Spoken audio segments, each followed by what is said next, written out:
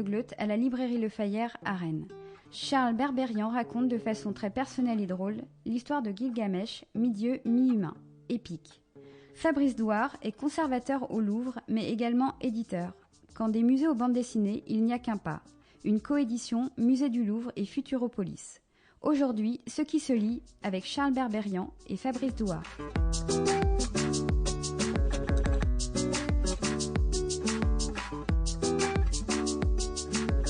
Bonjour et bienvenue dans Ce qui se lit, le podcast de la librairie Le Fayère à Rennes réalisé par Arnaud Vasmer, des entretiens durant lesquels nous vous proposons d'entendre un auteur et la personne qui l'édite aujourd'hui, une bande dessinée qui nous emmène au musée du Louvre pour découvrir l'histoire de Gilgamesh, personnage de la Mésopotamie qui a été célébré par une épopée il y a quelques millénaires. Et c'est lui que vous avez choisi de raconter, Charles Berberian. Bonjour. Bonjour. Les amants de Shamat, la véritable histoire de Gilgamesh, c'est le titre de votre bande dessinée parue aux éditions Futuropolis et aux éditions du Louvre, dont on parlera tout à l'heure votre éditeur et directeur de collection Fabrice Douard, et qui s'inscrit dans cette collection qui a une quinzaine d'années, une vingtaine de titres de ce partenariat entre la bande dessinée et le musée du Louvre. Ça veut dire, Charles Berberian, que vous avez eu possibilité d'arpenter, de vous promener dans le musée du Louvre au moment où il était fermé au grand public? Non, pas vraiment en fait. Mais je tiens à préciser donc cette affirmation que c'est la véritable histoire de Gilgamesh est évidemment fausse, mais en même temps, comme il n'y a pas de vérité au sujet de cette épopée et que ça n'est qu'une interprétation même de la part des plus éminents archéologues ou spécialistes, donc j'affirme en fait comme eux que moi je connais la vérité, mais j'ai au moins l'honnêteté de dire à mes lecteurs et lectrices éventuels que c'est faux, bien sûr. Vous dites à la fin effectivement ce qui est un texte qui va remettre en perspective l'histoire que vous avez racontée, qui n'est pas l'histoire de l'épopée mais l'histoire de comment est-ce qu'on va construire l'épopée, l'histoire d'avant l'épopée. Disons, en partant du principe que j'allais raconter l'histoire d'un roi d'Uruk et de ses sujets les plus proches, je me suis dit, c'est comme si l'épopée, c'était ce qu'avait retranscrit le gala ou le point de vue image du monde de l'époque, et que moi, j'allais décoder ce qu'il y a derrière, en fait. Et puis, juste pour répondre à votre question sur est-ce que j'avais le droit de rentrer au Louvre. J'allais revenir sur l'origine de l'album. Ouais. Alors, j'ai commencé à titiller ce projet il y a 4 ans, quand Fabrice Douard, avec Yann Lindingre, qui était à l'époque le rédacteur en chef de Fluide Glacial, m'avait proposé, si ça m'intéresserait, de participer à un hors-série Fluide Glacial le Louvre. Hein. J'ai trouvé l'association tellement absurde et drôle que j'ai dit oui tout de suite. Et j'avais déjà en tête, depuis encore plus longtemps que ça, d'éventuellement faire un travail autour de cette statuette d'Ebi Hill, qui est devenu un des personnages de mon livre. Un des proches de ce roi d'Uruk qui est Gilgamesh. Voilà. Et donc le principe de ce hors-série, c'est que chaque auteur pouvait choisir une œuvre du Louvre et en faire une bande dessinée. Et j'ai sauté sur l'occasion. Et par la suite, Fabrice, après la parution des 4 pages, m'a dit est-ce que tu as envie de continuer? J'ai dit oui. Je suis venu dans son bureau, il m'a donné un pass d'1 an pour le Louvre, mais là on était 3 ans avant la pandémie. Et puis plein de bouquins sur Babylone, Sumer, et puis oui, j'ai pu me balader dans le Louvre, pas forcément tranquillement parce qu'il y a toujours un monde fou. J'ai demandé si je pouvais venir les mardis. Je pouvais? Oui, je devais t'accompagner. Oui, je devais être accompagné. Je vais vous accompagner. Mardi, tu peux pas rester seul. Voilà. J'ai eu droit à ce privilège de pouvoir me balader dans le Louvre. Je me souviens qu'avec l'équipe de Fluide Glacial, qui était presque au complet, il manquait Gottlieb. Et Fabrice nous a tout de suite dit que c'est pour avoir des pages de Gottlieb associées au Louvre. Et je crois qu'il a réussi à avoir des pages de Gottlieb. Mais bon, on était tous à Fluide, des enfants de Gottlieb, quoi. Et donc moi, j'avais commencé à traiter ce sujet influencé par le travail de Gottlieb, de Lausier, de Edica, Gossens, enfin voilà, j'étais parti là-dessus. Et puis donc quand Fabrice m'a dit ça t'intéresse de continuer, j'ai dit t'es sûr, si je continue comme les 4 pages que j'ai faites. Il me dit ouais. Et en me documentant encore plus sur l'histoire de Gilgamesh et en m'intéressant encore plus de plus près à Ebi Hill, j'en suis arrivé à me laisser guider par ce que m'inspirait la statuette elle-même, c'est-à-dire son regard, son sourire. Il a un côté bonhomme assez sympathique, énigmatique. Non, mais c'est la première impression, qui est pas fausse d'ailleurs. Enfin, j'imagine qu'elle est pas fausse, mais ce qui est étonnant et qui est assez exceptionnel au vu des autres statuettes faites à la même époque, en tout cas celles que les archéologues ont pu sauver de l'oubli, extirper des sables de Mossoul ou du sud de l'Irak.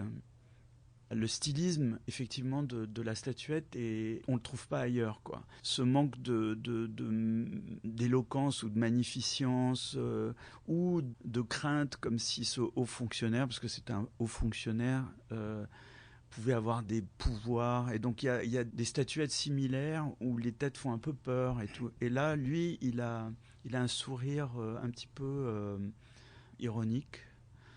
Il esquissait à peine. Son regard est comme étonné et en même temps légèrement mélancolique. En tout cas, c'est comme ça que je l'interprète.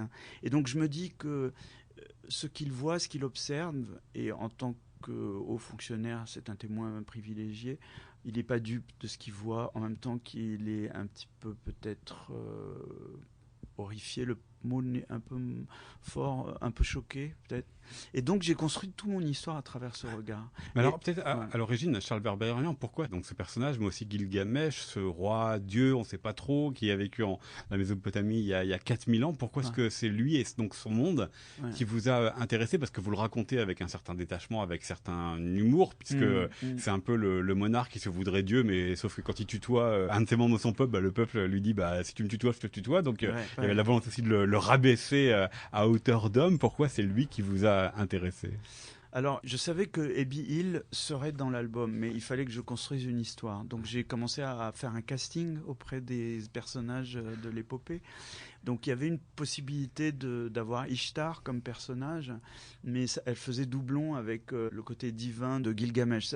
Je pensais que ça serait plus intéressant d'avoir Gilgamesh comme personnage, disons, divin dans l'histoire, parce qu'il y a cette espèce de mélange qui est similaire au mélange du Spritz, 2 tiers, 1 tiers, 2 tiers divin, 1 tiers humain. Donc ça m'avait amusé. Je me dis, il y a quelque chose à faire là-dedans. C'est pour ça que Gilgamesh tout de suite se retrouve dans les premières pages, quoi. Oui. Alors dans les premières pages qui sont très crues, très directes, puisqu'il y a beaucoup de scènes de corps et de scènes de sexe, mais tout de suite il y a effectivement ce côté est-ce qu'il est un homme, est-ce qu'il est un dieu, jusqu'où est-ce qu'il peut enfanter quelqu'un avec une humaine. Vous jouez justement avec ce trouble et qui ne semble pas clair chez lui entre ce que doit être un humain et ce que doit être un dieu. Ça c'est dans l'épopée. Et c'était un ingrédient dramatique tout à fait savoureux pour moi. Donc j'ai plongé dedans tout de suite. Et Shamat, donc sa maîtresse, j'ai trouvé tout de suite que ça pouvait être vraiment intéressant pour écrire les scènes entre eux, qu'elle également ne soit pas dupe, comme Ebi Hill. Mais Ebi Hill, lui, c'est un sujet, donc il est astreint à un certain respect. Elle, en tant qu'amante, peut décider d'avoir une certaine ascendance sur lui, et vu son caractère, elle n'hésite pas, quoi. Et là, ça devient intéressant pour moi. Donc, j'ai déjà mes 3 personnages. Il me manque un de plus, Enkidu, qui est dans l'épopée. Et là, je me retrouve avec un triangle amoureux. Oui. Et c'est des histoires vaudevillesques ou Jules et Gimesques. C'est selon. Et au fil de l'écriture, je me suis retrouvé plus à cheval entre les deux, en fait, entre une sorte de vaudeville et de Jules et Jim. Oui, parce que je rappelle, le titre de l'album, c'est Les Amants de Shamat. Donc c'est bien qu'il y en a effectivement plusieurs, dont Gilgamesh. Et vous jouez de cela aussi, du pouvoir de séduction qu'elle a sur Gilgamesh, où elle peut avoir deux histoires d'amour ensemble, et tout en essayant de répondre au désir de Gilgamesh d'aller terrasser ce qu'il y a de plus costaud, de plus imposant sur sa terre. Hein. Alors moi, ce qui m'intéresse, c'est de me confronter à des personnages qui cherchent, en fait, Et Bill, il cherche à s'en sortir, en fait, parce que avec un maître comme Gilgamesh, il peut être écrasé à n'importe quelle seconde. Donc il essaye de maintenir une espèce de respect qui lui sauve la vie. Shamat, elle cherche son bonheur tout bêtement et elle aimerait savoir si elle peut devenir reine auprès de Gilgamesh ou pas. Et évidemment, ça paraît pas possible vu que monsieur est un peu Dieu. Et elle n'arrête pas de lui dire, bon, bah, t'es quand même pas finalement si Dieu que ça, alors si tu veux, prends-moi pour épouse et arrêtons là les débats. Ouais. Oui, parce qu'avec ces personnages-là, effectivement, vous jouez avec ça, Charles Berberian, c'est que Gilgamesh croit au surnaturel et veut du surnaturel, et elle y croit pas, elle veut essayer d'y répondre, mais elle y croit pas parce qu'elle est chargée d'une mission d'aller chercher justement un animal ou un homme qui va aller le combattre, mais qui a cette dimension surnaturelle. Sauf que elle rencontre un homme, elle s'arrête à cet homme et elle essaye de le faire passer pour l'animal recherché par Gilgamesh. C'est-à-dire que au surnaturel, elle répond au terre à terre, et puis après elle va inventer une histoire qui va pouvoir convenir à tout le monde.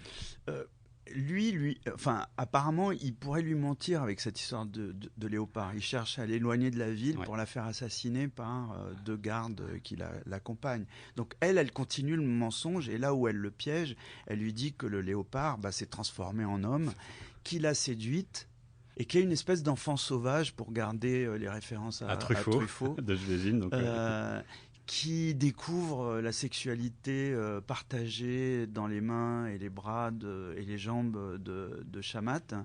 Elle se retrouve avec un amant moins géniard, un petit peu plus jeune et plus ferme, qui semble un peu mieux qui sent moins la sueur que Gilgamesh. Et donc elle le ramène avec elle, mais aussi pour rendre Gilgamesh jaloux. Et aussi elle se dit, il va y avoir un duel, et puis il y en a un qui va perdre, et ça sera forcément Gilgamesh, puisqu'il est moins en forme que ce jeune homme. Donc j'essaye pas de faire... de construire des personnages emblématiquement comme ci ou comme ça, d'un côté ou comme... J'essaye de les choper dans cette histoire au moment où ils sont à des carrefours, et à un même carrefour, tous les trois. Abby, c'est Abby Hill, c'est moi plus... Enfin, c'est celui... C'est le chroniqueur et donc l'auteur de la BD. C'est BD, celui qui me guide dans l'histoire, en fait.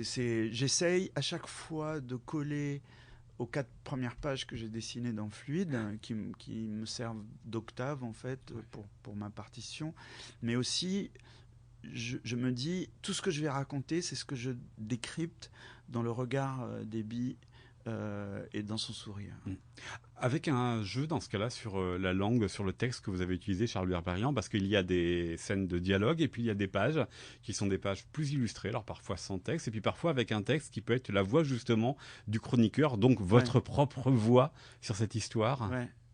Ma propre voix ou celle de mon père, en fait, parce que j'ai prêté à Abby Hill le parcours de mon père. Mon père n'est pas né 4000 ans avant notre ère, mais c'est la géographie, l'Irak. Il est né au Liban. Au Liban, en fait. pardon. Et puis, à l'âge de 25-27 ans, il s'est retrouvé à Bagdad pour gagner sa vie, en fait. Donc, Abby Hill, la statuette était découverte à Mari, en Syrie. J'ai décidé, comme ça, de le faire naître à Ougarit, qui se trouve sur la côte libanaise, en fait. Et donc, il se rend à Babylone et à Uruk parce qu'il a trouvé du boulot là-bas. Et bien sûr, c'est moi qui parle, mais c'est moi qui me parle tout le temps dans le bouquin. Mais c'est l'intérêt aussi, je trouve, des dialogues et de la bande dessinée, c'est d'utiliser cette espèce d'écriture qu'on essaye de confier à un personnage. Alors peut-être que les personnages sont chacun un costume que je vais endosser au fur et à mesure que j'écris. C'est possible. Cela dit, il y a une ressemblance entre Chamat et Enkidu, une ressemblance physique qui est arrivée comme ça en dessinant. Et à un moment, je me suis dit peut-être qu'il faudrait que je la corrige. Et en fait, ça m'a semblé plus intéressant de la garder et même de faire des scènes où la ressemblance était encore plus troublante. Ouais. Et du coup, dans les dialogues, je me suis dit, est-ce qu'ils en parlent ? Est-ce qu'à un moment, ils en parlent ? Est-ce que Gilgamesh va le dire ? Est-ce que Chamat va le dire ? J'ai préféré ne pas le dire, en fait.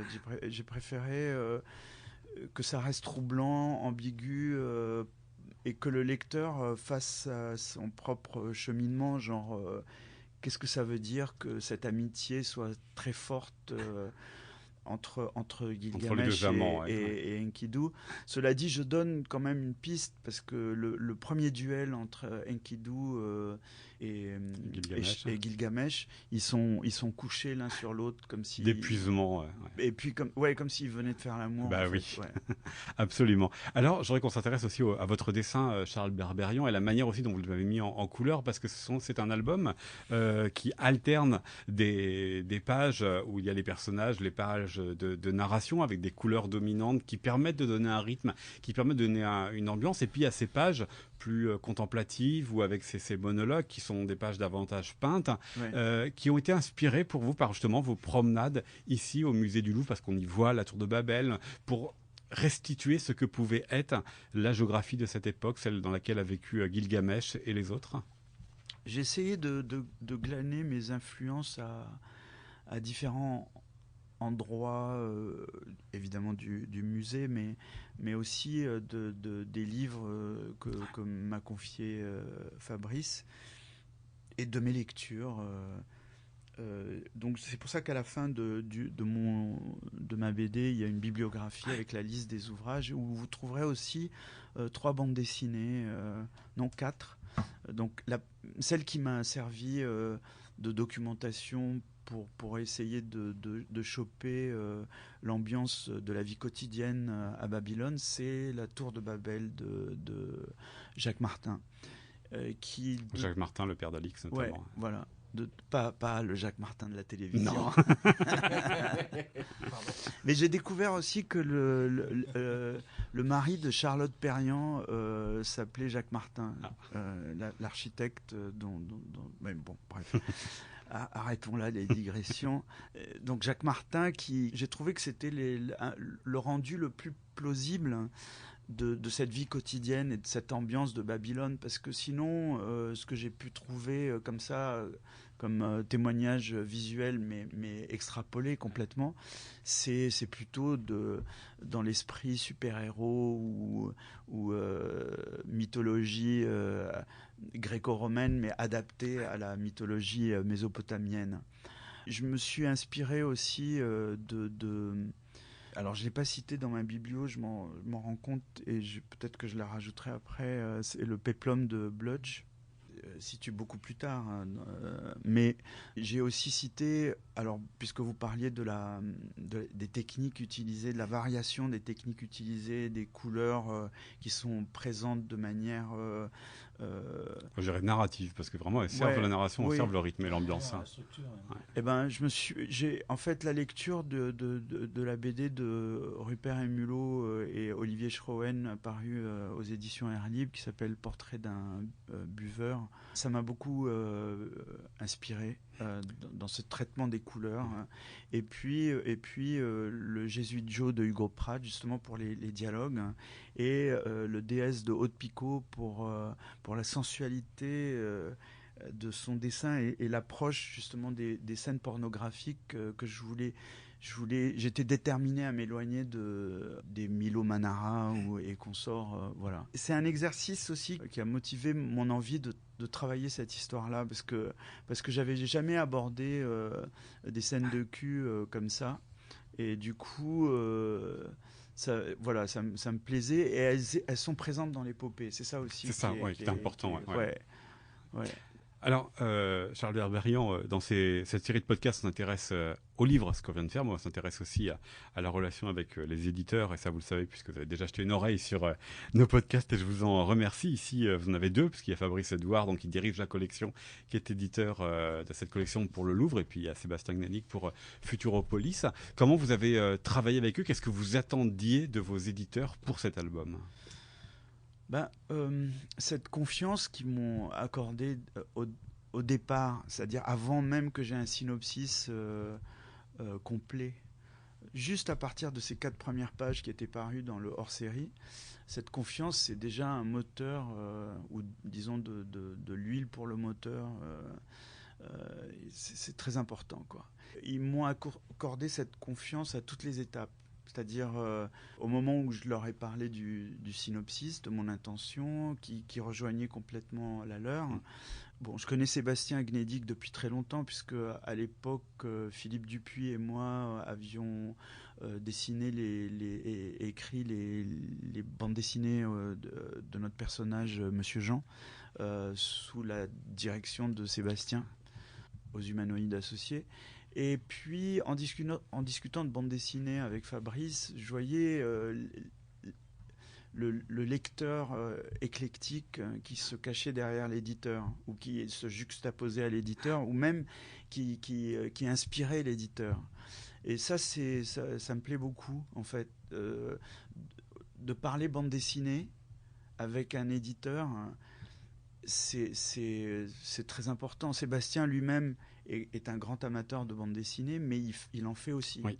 Donc là, je me retrouve en terrain confortable. Enfin, entre lecteurs amateurs de bande dessinée et le sujet qui me pousse à avoir envie de faire ce livre, ça leur plaît, voilà. Donc tout est en phase.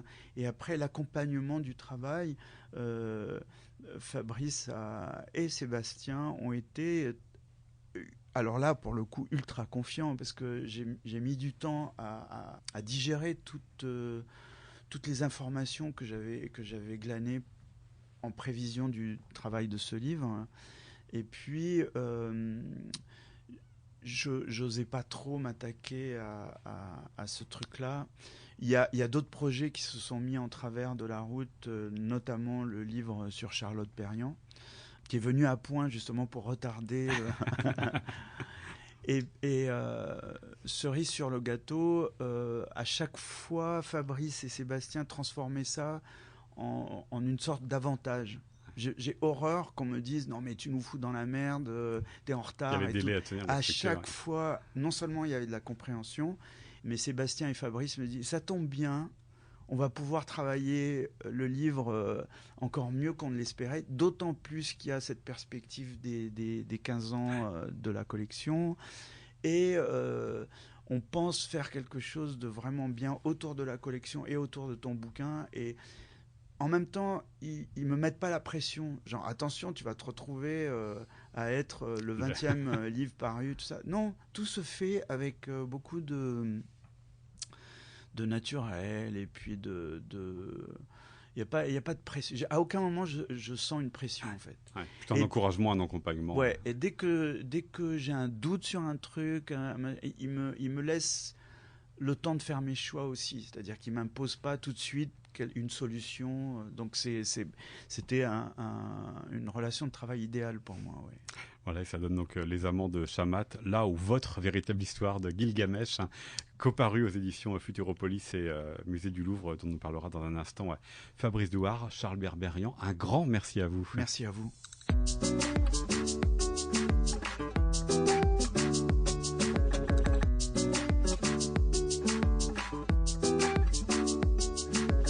Nous poursuivons cet épisode de Ce qui se lit en votre compagnie, Fabrice Douard. Bonjour. Bonjour. Fabrice Douard, vous êtes donc ici au Musée du Louvre, éditeur et directeur de la collection qui associe donc le musée et les éditions Futuropolis. Et donc vous qui avez édité Les Amants de Shamat, la véritable histoire de Gilgamesh dont Charles Berberian nous a parlé il y a un instant pour les 15 ans et le 20e album de cette collection. Il nous a parlé de l'album et aussi de la manière dont vous avez travaillé ensemble. Quel est votre point de vue justement sur ce travail en en commun sur ce qu'il disait, sur la confiance et puis sur, bah oui, il va prendre un peu plus de temps, mais c'est pas grave, vous en avez fait un atout. On essaye toujours d'en faire un atout, puis on essaye avec Sébastien d'accompagner au mieux les auteurs qui déjà s'investissent beaucoup dans cette collection, enfin dans les titres de cette collection.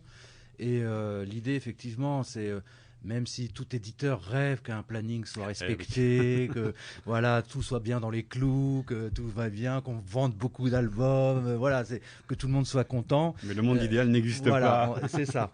Et on s'est toujours dit avec Sébastien, bon, si un auteur rencontre des difficultés, mais encore une fois, c'était pas forcément des difficultés. Dans le cas de Charles, c'était, on voyait qu'il travaillait, parce qu'on peut aussi parfois entendre ou sentir des auteurs quand ils nous racontent du pipeau un petit peu, mais là non, c'était pas le cas en plus. Donc la seule chose qu'on pouvait faire pour l'accompagner, qui est peut-être la chose la plus difficile à faire pour un éditeur, c'est de le laisser tranquille.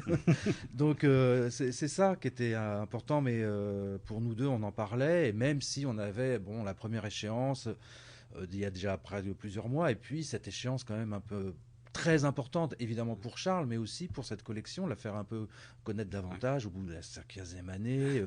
Voilà, c'est vrai que l'échéance, plus elle se rapprochait, plus quand même ça devenait un peu tendu. Hein, il fallait quand même qu'il y ait un album à présenter. Voilà, il fallait quand même présenter quelque chose. Mais heureusement, tout est bien qui finit bien. Et on a à temps réussi à avoir cet album et on en est ravis. Mais c'est ce long délai de maturation, je trouve, qui est important. Enfin, selon les auteurs, une fois de plus, certains peuvent travailler très rapidement.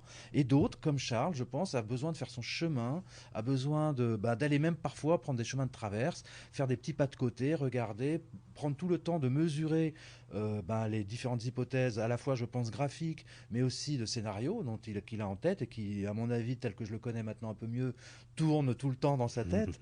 Et voilà, donc on ne pouvait faire que lui laisser le temps dont il avait besoin. Alors ce qui est particulier ici, c'est que vous êtes deux éditeurs, hein, Fabrice Douard ici au Louvre et puis votre collègue Sébastien Gnelig chez Futuropolis. Comment ces deux voix s'accordent pour finalement qu'il n'y en ait qu'une seule qui s'adresse à Charles Berberian ou aux autres auteurs? Parce que s'il y a deux sons de cloche différents, ça va pas. Ah bah oui, évidemment. Là, de toute façon, je pense qu'il n'y aurait pas 20 titres de la collection. Hein. C'est évident. Non, alors ce qui est fou, c'est ça. C'est que Sébastien et moi, il va encore rigoler, mais je vais le dire, c'est un coup de foudre. On a maintenant, parce qu'on s'est connus avant le premier titre, du coup, j'avais déjà ce projet en cours. Ça fait presque 17 ans qu'on se connaît. Alors je ne sais pas à quelle noce ça correspond. Il faudra qu'on regarde. Et on a cette chance, je ne sais pas pourquoi, mais on s'entend très bien tous les deux. Je pense qu'un point de vue éditorial, en plus, on est un peu calé sur les mêmes ambitions, sur les mêmes objectifs aussi, surtout de travail et de qualité de bande dessinée qu'on recherche. Futuropolis en est déjà l'exemple et le reflet de sa direction éditoriale. Et nous, avec Musée du Louvre, on est vraiment ravis de s'intégrer dans cette politique-là éditoriale de bande dessinée, car elle nous correspond davantage. C'est déjà une collection qui est davantage graphique. Nous, aux Beaux-Arts, entre guillemets, qui sont conservés ici, il y a un écho. Il y a un écho. Et voilà, donc, et puis cette rigueur, malgré tout, et intellectuelle et graphique que Sébastien a et que je partage. Donc il y a ça, et puis très vite avec le temps, on s'est rendu compte que parfois on se réunit pour la programmation, pour dire à qui on va proposer, parce qu'en plus c'est toujours des shortlists, on peut pas ouvrir comme certaines maisons d'édition à 50 auteurs à la fois. Non, on a vraiment, comme la maison d'édition de Futuro publie 40 titres par an, nous on en publie 1, voire 2 maximum. Donc il faut que tout ça s'accorde dans le temps, avec le timing des auteurs, même si certains ont besoin de plus de temps. Suivez mon regard. Et ceux qui sont rapides et ceux qui hésitent. Enfin il y a tout ça malgré tout, même s'ils sont peu nombreux dans la shortlist, il y a tout ça à gérer. Et étonnamment, on se fait tout le temps des shortlists comme ça avec Sébastien, puis on boit un verre comme ça, et puis chacun donne un nom. Et bizarrement, on s'est toujours accordé, c'est-à-dire que la shortlist avec laquelle je venais correspondait à un titre un auteur près à la sienne. Donc l'aventure continue aussi grâce à ça, c'est qu'on a aussi les mêmes goûts, je dirais, comme dit Charles, un peu on est lecteur aussi, peut-être avant ou en même temps qu'être éditeur, et c'est nos lectures qui qui nous ouvrent des nouveaux horizons, qui moi me font parfois découvrir des nouveaux auteurs, et j'ai des coups de foudre, quoi. Je me dis, je travaille avec lui, quoi, c'est génial. Et parfois vice versa, c'est Sébastien qui me dit, est-ce que tu connais cet auteur et autres, et puis voilà. Comment est-ce que vous voulez leur proposer le projet, ou quel cahier des charges vous pourriez leur donner, Fabrice Douard, parce que vous l'avez dit, 20 titres, 15 albums, et quand on les 15 ans, pardon. Et quand on regarde, c'est vraiment de la BD d'auteur. Charles Berrian qui s'intéresse à Gilgamesh, Tienne Davodo à un tableau foutraque qu'il veut absolument accrocher. D'autres, c'est aux œuvres méconnues du Louvre. C'est-à-dire qu'il y a là aussi un grand éclectisme dans la manière de considérer et d'arpenter le musée. Et pourtant, tout appartient à cette collection. Donc, est-ce qu'il y a un cahier des charges précis ou quelques lignes directrices que vous leur proposez? Oui, il y en a un, bien sûr. Il y en a un, c'est de ne pas en avoir. Et ça, mais de parler du Louvre quand même. Voilà, exactement. C'est exactement ça. C'est vraiment, j'ai l'impression, parce qu'au début, il y a pu avoir des malentendus pensant que c'était le Louvre qui faisait une commande auprès des artistes en leur disant, bah voilà, fais-moi une BD sur le Louvre et t'as intérêt que ça soit beau. Non, c'est pas du tout ça. C'est au contraire, c'est une carte blanche, j'espère la plus large, la plus grande possible qu'on leur accorde. Et là, pour cela, je remercie même mes collègues du Louvre et autres, parce que parfois, j'ai des demandes d'aller sur les toits, les sous-sols, de dormir une nuit au Louvre. Alors donc, voilà, on enfreint beaucoup de règles, hein. Donc on doit passer par le service de la surveillance, faire beaucoup de... Voilà, mais jusque-là, on a toujours été... tous les collègues du Louvre ont été bienveillants sur ce projet. Et je les en remercie. Mais voilà, le cahier des charges, c'est de ne pas en avoir. En revanche, peut-être, c'est un souhait. C'est-à-dire que l'auteur vient, évidemment, déambule dans les salles, regarde les collections. Alors très souvent au début un peu avec moi, je fais un peu le guide comme ça, parce que faut savoir où sont les œuvres. Le musée est très grand et voilà, ça nous permet un peu tout en se promenant dans les salles, de regarder des œuvres, mais aussi d'évoquer un peu. Je leur donne un peu des petits, pas des tuyaux, mais des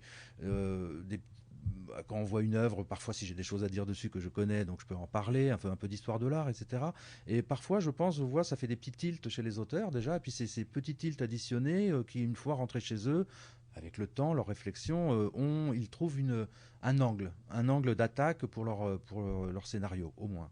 Et donc cette idée est là, c'est-à-dire que le petit souhait, c'est que ils font ce qu'ils veulent du Louvre, enfin, ils font ce qu'ils veulent, mais s'il vous plaît, qu'il y ait au moins un objet, une salle, le public, l'histoire du Louvre, le palais, ce que vous voulez, mais vous vous en servez comme d'un matériau scénaristique. C'est ça, parce qu'il y en a certains qui vont effectivement faire une histoire qui va se passer dans le Louvre, où le Louvre va être le décor, ou comme Charles Berberian, c'est à partir d'une œuvre du Louvre. On voit, il y a eu 2 albums déjà faits, L'île Louvre par Florent Chavoué, mais aussi La traversée du Louvre de David Prudhomme, où tous les deux se sont intéressés au public du Louvre, et pour 2 résultats complètement différents. C'est ça qui est génial, je trouve. Et donc voilà, Étienne Davodo, j'aime bien l'idée de son chien, de son tableau foutraque, parce que en plus il pose une question essentielle en fait avec ça, mais qui a le droit de rentrer au Louvre? À travers toute cette collection, à travers les titres de cette collection, je trouve que peu à peu se construit malgré tout cette passerelle de plus en plus fortement entre le Louvre et la bande dessinée, mais aussi avec tous les publics, dans le sens où voilà, des gens de ces questions-là, tout le monde se les pose, et voilà, elles sont traitées de façon soit ironique, soit très historique, etc. dans cette collection. Vous êtes étonné justement par les propositions qui peuvent être faites, mais est-ce que vous les acceptez tous, ou est-ce qu'il peut y avoir parfois des difficultés ou des propositions où vous demandez vraiment quel résultat ça va faire, hein? Alors, on n'a encore jamais rien refusé comme ça en bloc, non, jamais. En plus, je crois qu'on a la chance de travailler pour cette collection avec des auteurs hors pair, hein, donc déjà, j'ai envie de dire, même si c'est des jeunes, hein, parfois, mais ils sont matures, quoi, ils sont matures dans leur art. Ouais.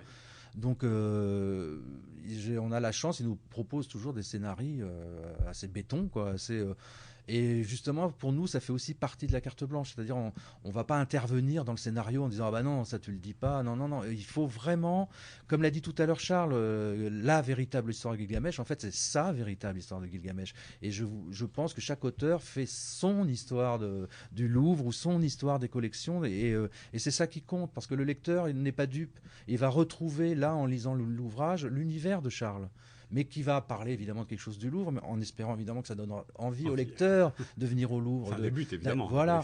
Mais il faut que, je trouve, pour le lecteur, qu'il retrouve l'univers de l'auteur, parce que sinon, si c'est une commande, justement, il ne le retrouve pas, et là, c'est pas gagné. Donc voilà, c'est très, très délicat, hein. Alors parfois, il y a eu en sens inverse, On a imposé presque un sujet à un auteur avec Sébastien, mais là ça s'y prêtait entre guillemets, c'est à Stéphane Levallois. C'est récemment parce que, et c'est la première fois qu'on a fait ça dans cette collection, mais il y avait l'exposition Léonard de Vinci, et on s'est dit pour une fois, ça serait peut-être bien de faire quelque chose pour une exposition. Sur l'actualité, ouais. Voilà, sur l'actualité du Louvre, parce que jusque-là, on avait tout le temps les collections, etc. Et on a chopé Stéphane, lors d'un déjeuner, on l'a pris en sandwich comme ça, et on lui a dit, écoute, toi, tu vas nous faire quelque chose sur Léonard. Alors on a eu la chance, il a dit, bon, oui, alors, mais voilà. Mais il était libre ensuite du scénario, vous voyez. Oui, donc, oui, absolument. voilà. Ouais. Vous avez tout à l'heure, Fabrice Doard, fait le lien entre la bande dessinée et les beaux-arts, qui évidemment au musée du Louvre sont très importants. Est-ce que vous sentez, même si c'est des univers d'auteurs qui sont très différents les uns des autres, que quand même, quand ils font cet album en coédition avec le Louvre, qu'ils sont imprégnés tout de même par la matière graphique du tableau ou de la pièce qui va être le point de départ de leur histoire? Oui. Alors ça, c'est mon souhait un peu inconscient, je leur en parle pas, mais c'est un peu pour un rappel historique quand même. Il faut savoir que le musée du Louvre est le musée des artistes et de tous les artistes depuis sa création, 1793. C'est même écrit, le musée, certains jours par semaine, était fermé au public, ouvert seulement aux artistes pour qu'ils viennent s'inspirer des maîtres du passé afin de créer, etc., leurs propres œuvres. Donc il y a déjà, d'un point de vue ADN du Louvre, ou en tout cas historiquement, cette relation privilégiée avec l'artiste, et c'est surtout cette relation qui dresse cette passerelle avec les artistes du passé, avec les temps, les époques, les civilisations passées, pour que les auteurs présents s'en inspirent, ou en tout cas viennent voir l'esthétique ou autre d'une époque révolue. Et dans mon souhait un peu inconscient, c'est ça aussi, c'est-à-dire que j'ai envie de rouvrir la porte comme ça à tous ces artistes, parce que déjà je considère que la bande dessinée est un art contemporain comme les autres. C'est ni plus ni moins, c'est un art contemporain, et je pense que le débat est clos à partir de là, ça suffit. Et donc j'ai envie de faire revenir ces artistes, ces dessinateurs, parce qu'il faut savoir que c'était beaucoup de dessinateurs qui venaient au Louvre avant, des peintres, et que justement ce côté un peu académique, entre guillemets, même si certains auteurs de bande dessinée me reprocheront, mais c'est dire, mais un dessin un peu académique, c'est à transmuter ou à voyager, j'ai envie de dire, des arts contemporains précédents vers la bande dessinée. Je crois que les détenteurs actuels du dessin académique, du beau dessin, comme on peut dire, mais en tout cas de la qualité graphique, c'est en bande dessinée qu'on le trouve, et nulle part ailleurs maintenant. Donc voilà, j'ai envie de faire revenir ces gens-là, et qu'ils, à nouveau, viennent s'inspirer, comme ça, peut-être des anciens maîtres, viennent regarder. Et prolongent l'histoire. Et prolongent l'histoire, dialogue avec eux. Moi, à un moment, Stéphane, pour revenir sur lui, parce que c'est l'anecdote, parlait de Léonard de Vinci, parce qu'il a recopié énormément, il a travaillé énormément de l'œuvre dessinée et graphique de Léonard. Il me disait, parfois, le soir, j'avais l'impression que Léonard était sur mon épaule, et je sentais son haleine sur mon cou, quoi, que il regardait, et moi c'est ça que j'ai envie que les auteurs ressentent au bout d'un moment en venant au Louvre. Ils sentent cette transmission dans le temps, et que ils continuent et ils prolongent pour le futur. Absolument. Mais l'actualité, c'est Les Amants de Chamat. Exactement. La véritable histoire de Gilgamesh de Charles Berberian, donc que vous éditez dans cette coédition Futuropolis et Musée du Louvre pour les 15 ans de cette collection que vous donc co-dirigez, Fabrice Doard. Merci beaucoup à vous. Merci à vous, merci. C'était un podcast réalisé par Arnaud Vasmer pour la librairie Le Fayère à Rennes. À bientôt.